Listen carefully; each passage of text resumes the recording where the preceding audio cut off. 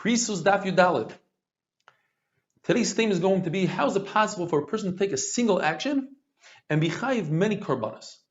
The Mishnah discusses, if a person eats a piece of meat, it's possible for him to be chayiv 5 chatois.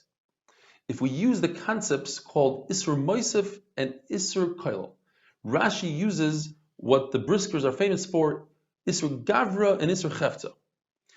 Isur Moisef is a Isur Chefza, meaning if you have an existing Isur on a piece of meat, such as by us Chelev, and you add on top of that Isur afterwards another Isur, you make it Hegdish. Now it's Asur Bahana.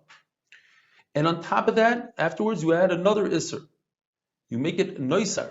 And Noisar now is not only Asur Bahana, but it's Asur also to the Mizbeach. And on top of that, you do an Isur Koil.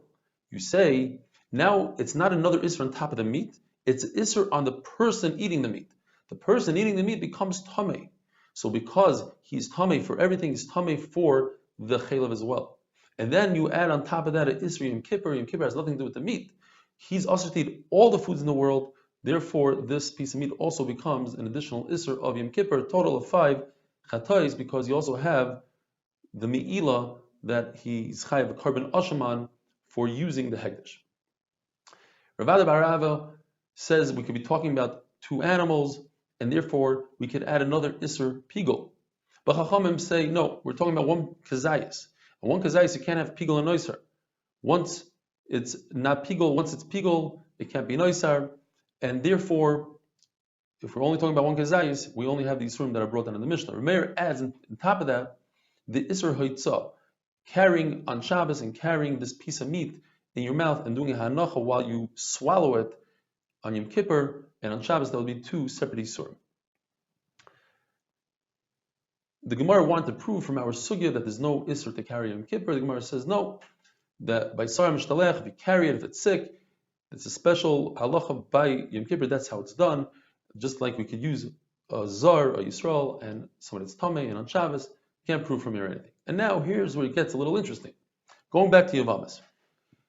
How is it possible that a person is with a woman and he's chayiv, by mistake, if he was with her, he's chayiv many chatois?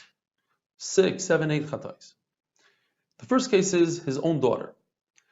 It starts out that this person by mistake was with his own mother, and from that relationship came out a daughter. But this daughter is also his sister.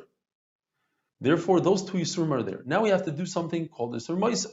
We have to add Yisurim on top of that. So, if this daughter went ahead and she married his brother, Shimon, then what we have here is a Eshezach.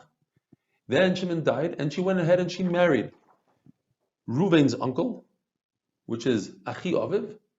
So now we have another Isur, total of 4 Yisurim. But on top of that, and by the way, when she marries the brother, she's being Moisef, another Isur that all the brothers are Asr. When she marries the uncle, another Isur is Moisef that his sons are also Asr. And then we add another Isur of Eshes. She married somebody else, a 3rd person.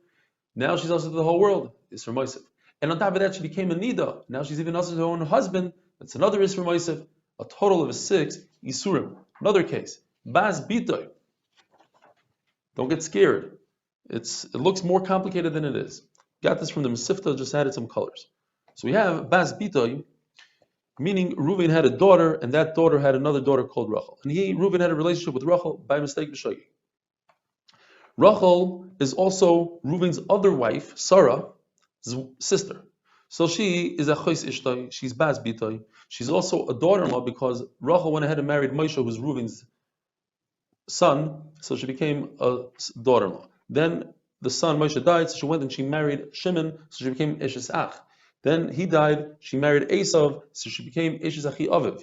And there's another case, the Gemara says that if Esav died without children, she fell to Yibum to Yaakov, then she is Eshes Av. Moving on to the next case, Bas Ishtoi, the daughter of his wife. So we have Reuven is married his father's wife, Miriam, and his father and his wife had a child called Rachel. So Rachel is his sister. Then he went and had a relationship by mistake with Rachel. So Rachel is Bas Ishtoi. She's the daughter of his wife Miriam. She's also his sister. She's also Eishesach because she went ahead and she married Shimon like in the other case. Then Shimon died and then she went and she married Eishesach Aviv. So now we have 6 If you add Eishes Shanida, we have a total of 6. Another case is Bas Ishtoi. That is, Ruvain's wife Sarah had a daughter Leah, and Leah had a daughter Rachel. So that Rachel is Bas Ishtoi. Rachel is also Ruvain's wife's sister because they share the same father. Rachel, of course, went ahead and married Ruvain's son Moshe. She's Ruvain's daughter-in-law. Moshe died, as usual, and then Rachel went ahead and married Shimon. She became Eshesach. Shimon died, and then she went ahead and married Yisrael, who is Eshesachi Aviv. If you add Eshes Shanida, you have a total of 7. And finally for today, we have Chamaisai, a mother-in-law. So we have Ruvain, who married his mother-in-law. He married his mother-in-law after he married his wife Dina, who happens to be his mother-in-law's daughter. And we'll call this mother-in-law Leah, not Rachel anymore. Leah is a mother-in-law. She's also Achos Ishtoi. She is Dina's sister because Dina and Leah have the same father, Lavan. Leah married Reuven's son Moshe, so she is also a Kala, not only a mother-in-law.